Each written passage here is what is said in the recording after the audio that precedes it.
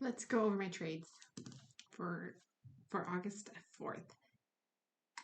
We'll start off with ELWS.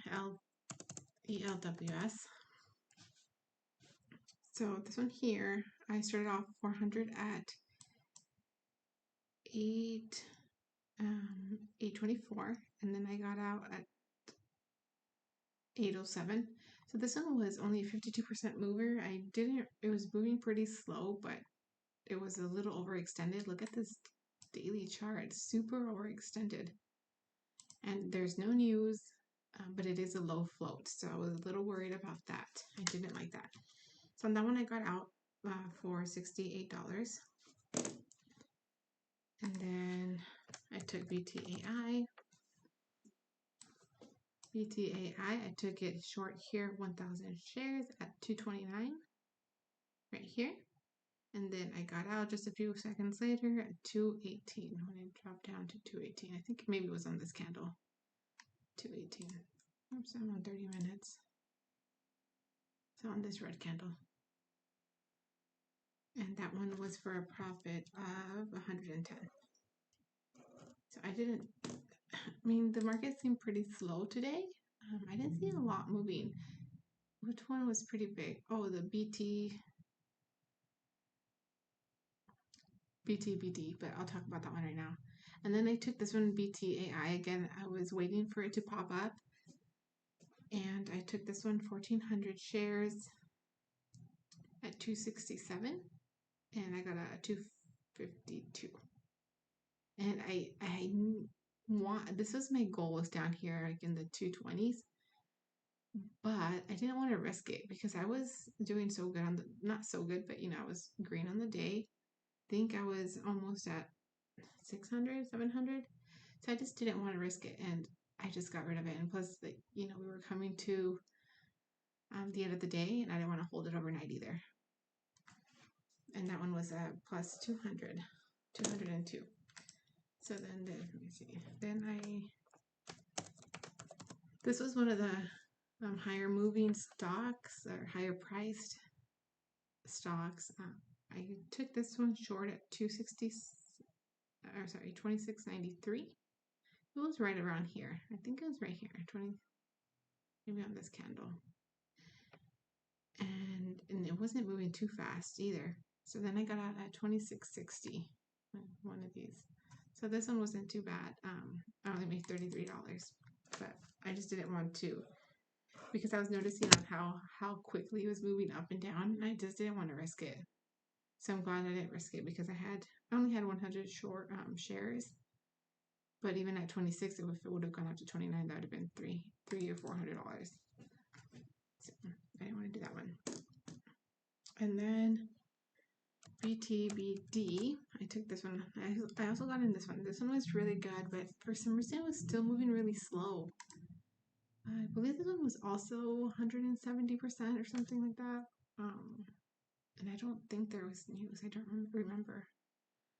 But this one here, I got in short, 300 shares. This was actually early in the morning. What time? Okay. It's like around 8 my time, so 300 shares short here, and then I wrote it all the way down to 391 for a profit of $312.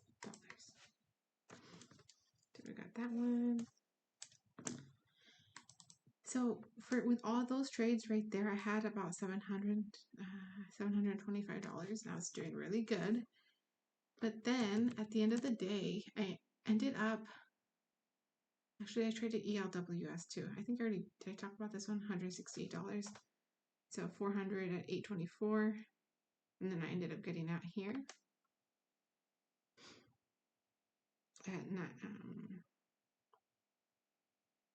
at 807. I ended up getting here just because it wasn't moving fast enough, and I was waiting for the crack of this flag. But this one only made $68. But then again, at the end of the day, just because I saw how overextended the daily chart was, I ended up getting in again. I got in over here at 833. Oops. Actually, I think it was right over here, 833, right before the close. So I got in here at 8:33.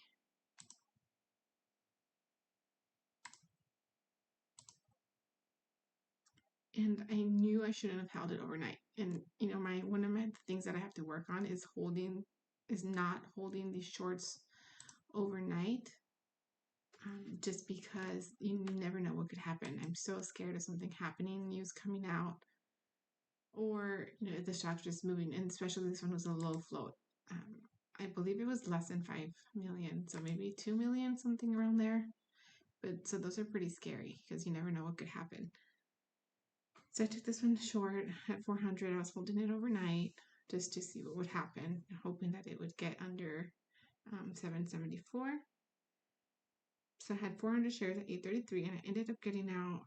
Like I logged back in after hours, and I'm like, wow, it went up at almost like $1. That's crazy on very little volume. Look at the volume; it's crazy. So, like, this is not good. On very little volume, it goes up $1. So I ended up getting out for a negative 463 on that one. So that one brought my total from 725 to 262 on the day. But I did do good because I was short on this one here on REPL. So this one was one that had news about the FDA rejecting one of their application. I think it was like for skin cancer. So I got in this one. I didn't get in here. Why is this moving? I got in here on this one at 8:33. Oh, maybe I did. Oh wait, no. Sorry, 684. 684. Whoa. Whoa, there's no way. 684. Okay, well, I got in here somewhere. I know it was on Thursday because I didn't want to hold it. Oh, maybe Friday. Sorry, Friday, because I was worried about how much the overnight borrow fees were going to be. So I know I got in somewhere on Friday, and then thankfully, you know, it kept showing signs of moving up, and I'm like, why is it moving up if the FDA just rejected their application? That makes no sense. You know, because from here to here it jumped.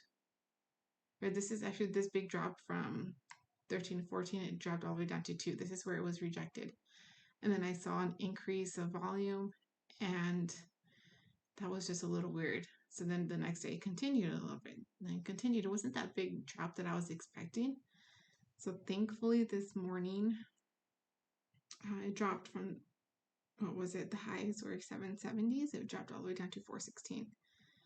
But I ended up getting out at 475. And I've noticed too, there was another stock. I'm not sure which one it was. I'm not sure if it was the EPP, but it made a huge drop pre-market, and then throughout the day it just rose. It was just rising the whole day on bad news. So those are a little sketchy. That's why I don't like holding overnight, and that's one of my goals to work on, is to not hold shorts overnight. Or even just not hold anything. I don't think it's smart to hold anything. So this one was good. This one brought me my total from 262 to 33.98. And yeah, those were all my trades. All right, oh, glory to God.